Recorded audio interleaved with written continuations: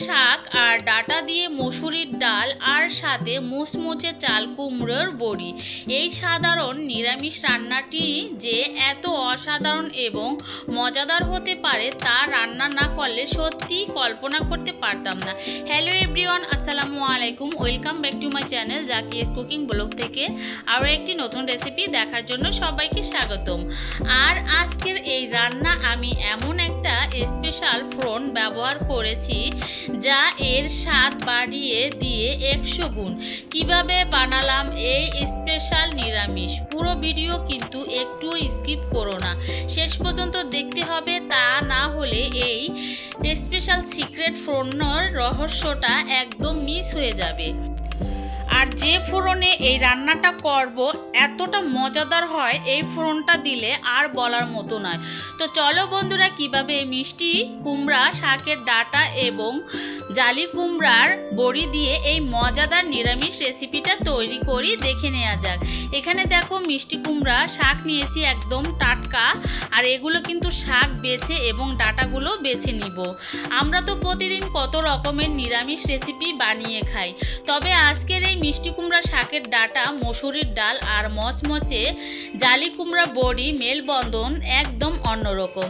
তো দেখো চলে আসলাম চুলায় একটা কারি প্যান বসিয়ে দিয়েছি, আর এখানে 2 টেবিল চামচের মতো তেল নিয়েছি, আর এখানে কিছু জালি কুমড়ার বড়ি নিয়েছি। এটা কিন্তু হাতের তৈরি জালি কুমড়া, তো একদম খাঁটি এই জালি কুমড়ার বড়িগুলো। তো এটা দিয়ে কিন্তু আজকের এই নিরামিষ জালি কুমড়ার বড়ি দিয়ে, মিষ্টি কুমড়ার ডাটা দিয়ে আর সাথে মসুরির ডাল দিয়ে নিরামিষ রেসিপিটা তৈরি করব। তো দেখো আমি কিন্তু তেলটা গরম করে এই বড়িগুলো ভেজে নিব।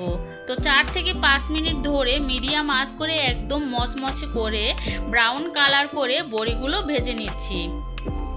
আজকে রেসিপিটা ছোট থেকে বড় পরিবারের সবাই কিন্তু আঙ্গুল চেটে পুটে খাবে। আর সবচেয়ে মজার ব্যাপার হচ্ছে গরম গরম ধোয়া ওঠা ভাতে তো বটে, এমনকি রুটি বা পরোটার সাথে এই নিরামিষ একদম জমে যাবে। তো দেখো বড়িগুলো কিন্তু আমি সুন্দর করে ভেজে নিচ্ছি, আর এই বড়িগুলো কিন্তু ভাজার পরে এমনি খেতেও অনেক ভালো লাগে। তো আমি একটু বড়ির পরিমাণটা বাড়িয়ে নিয়েছি ভেজে খাওয়ার জন্য।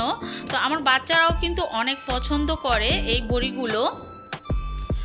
তো অফ ক্যামেরায় কিন্তু আমি আরও কিছু বড়ি ভেজে নিয়েছি। তো দেখো এগুলো ভাজা হয়ে গিয়েছে, একদম ব্রাউন কালার করে মচমচে করে ভেজে নিয়েছি।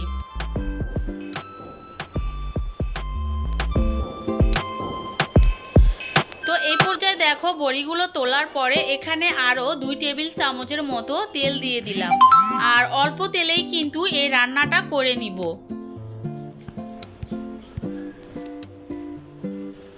তো তেলটা গরম হওয়া অপেক্ষা পর্যন্ত থাকবো। তারপরে এখানে দিয়ে দিব বড় সাইজের একটা পেঁয়াজ কুচি। তো বন্ধুরা ভিডিওটি স্কিপ করো না, স্কিপ করলে কিন্তু বুঝতে পারবে না এই মজাদার নিরামিষ রেসিপিটা কিভাবে তৈরি করলাম। তো দেখো পেঁয়াজ দেওয়ার পরে কিন্তু তারপরে এখানে অ্যাড করে দিব 1 চা চামচের মতো রসুন বাটা, আধা চা চামচের মতো জিরা বাটা। তো যারা এরকম নিরামিষ রেসিপি তৈরি করতে চাও, যারা একদমই রসুন জিরা এগুলো খেতে চাও না, তারা স্কিপ করে যেতে পারো। তারপরে এখানে দিয়ে দিলাম আধা কাপের মতো মসুরির ডাল। এগুলো আমি সুন্দর করে ধুয়ে ভিজিয়ে রেখেছিলাম। তারপরে ডালটা দেওয়ার পরে এখানে যে মিষ্টি কুমড়ার ডাটাগুলো আছে সেগুলো সুন্দর করে ধুয়ে পরিষ্কার করে নিয়েছি। তারপরে ডালের মধ্যে দিয়ে দিলাম। এখন এর মধ্যে দিয়ে দেব লবণ, মানে স্বাদ মতো লবণ। তারপরে দিয়ে দিব হলুদের গুঁড়ো, 1 চা চামচের মতো হলুদের গুঁড়ো।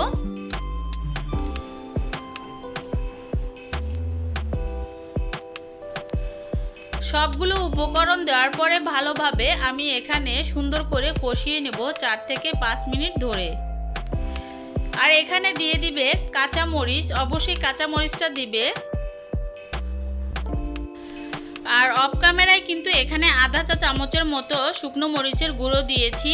তো সবগুলো উপকরণ দেওয়ার পর সুন্দর করে আমি এগুলো কষিয়ে নেব তেলের মধ্যে 4 থেকে 5 মিনিট ধরে। কষাতে কষাতে কিন্তু যে ডালগুলো আছে সেগুলো কিন্তু হাফ সেদ্ধ হয়ে যাবে এবং ডাটাগুলোও কিন্তু হাফ সেদ্ধ হয়ে যাবে। তো দেখো নেড়ে চেড়ে কিন্তু কষিয়ে নিচ্ছি। আর মিষ্টি কুমড়া ডাঁটাগুলো মাশাআল্লাহ কতটা লোভনীয় লাগতেছে, একদম সবুজ হয়ে গেছে। এটা কিন্তু এখন প্রায় সেদ্ধ হয়ে গিয়েছে। এই পর্যায়ে আমি যে মিষ্টি কুমড়া শাকগুলো কেটে রেখেছিলাম এবং পানি দিয়ে ধুয়ে রেখেছিলাম, পানিটা সুন্দর করে ঝরিয়ে এখন আমি মিষ্টি কুমড়া শাকগুলো দিয়ে দিচ্ছি। আর শাকটা কিন্তু অবশ্যই একটু ডাঁটাগুলো সেদ্ধ হওয়ার পরে দিবে, এতে করে কিন্তু মিষ্টি কুমড়ার শাকগুলো একদম সবুজ থাকবে। তো দেখো শাক দেওয়ার পরে কিন্তু এর গা থেকে পানি ছেড়ে দিয়েছে, আর এই পানিতে কিন্তু শাকটা সেদ্ধ হয়ে যাবে। তো কিছু সময় শাকটা কষানোর পরে এখানে আমি আবারও অ্যাড করে দিব পানি। তো দেখো এখানে কিন্তু বেশি পানি দেব না, আমি এই মিষ্টি কুমড়া শাকগুলো কিন্তু একদম শুকনো শুকনো করে রান্না করব। তো ডাঁটা যেহেতু হাফ সিদ্ধ হয়েছে, আর একটু পানি দিয়ে পুরো সেদ্ধ করে নিব।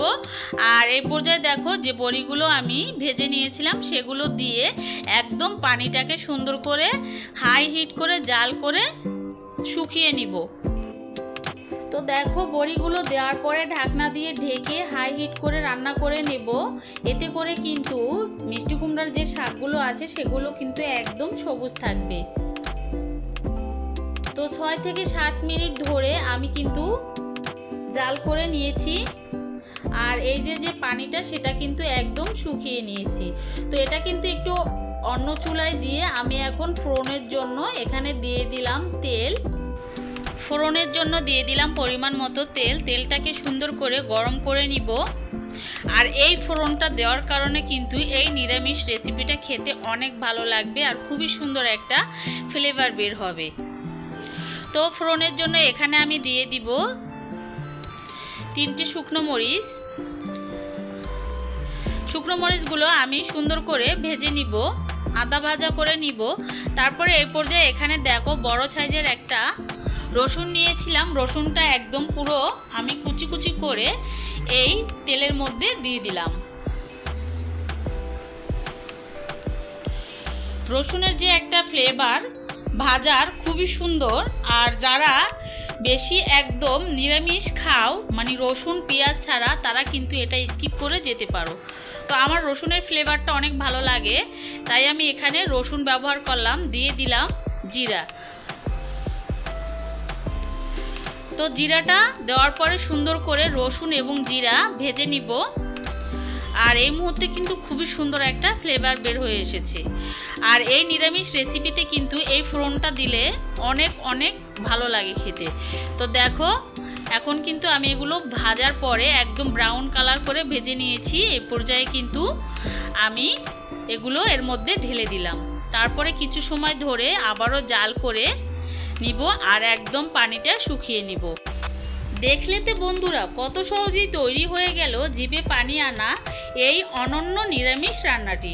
গরম ভাত কিংবা ধোয়া ওঠা রুটির সাথে পরিবেশন করতে পারো। আর এরকম রান্না করে পরিবারের সবাইকে সারপ্রাইজ দিয়ে দিতে পারো। তো দেখো আমি কিন্তু গরম গরম একটা বাটির মধ্যে পরিবেশন করে নিচ্ছি গরম ভাতের সাথে খাওয়ার জন্য। আর এর সাথে যদি থাকে এক টুকরো লেবুর রস তো কথাই নাই, 1 প্লেট ভাত অনায়াসে খেয়ে ফেলতে পারবে।